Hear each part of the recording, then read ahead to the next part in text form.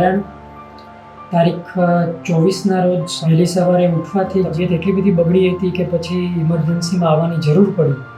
તો મારું ઘર અહીંયા રાયસણ ખાતે જ છે, તો ઇમરજન્સીમાં SMBSથી બેસ્ટ કોઈ ઓપ્શન નહોતો.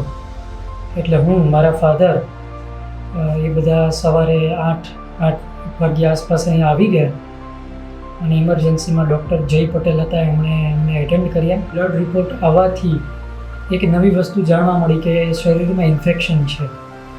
એટલે આપણે ડૉક્ટરોની સલાહ માની ઓન ધ સ્પોટ એડમિટ થઈ ગયા. કેશલેસ સારવાર મેળવી રહ્યા હતા. એડમિશન પણ અપાઈ ગયું. હું ભરવાડ પાસેથી અનપ્રેસ્યુરાઇઝ્ડ મિલ્ક મગાવતો હતો, સાથે સાથે અમૂલનું ગોલ્ડ પણ મગાવતો હતો. એ બંને મિક્સ પીતો હતો. એમના ઉપરથી એમને થોડો આઈડિયા આવ્યો કે કદાચ બ્રુસેલા રિપોર્ટ આપણે કરાવીએ તો એ પણ પોઝિટિવ આવી શકે એની શક્યતા એક છે. એટલે એના આધારે પછી એમણે બ્રુસેલા રિપોર્ટ કરાવ્યો.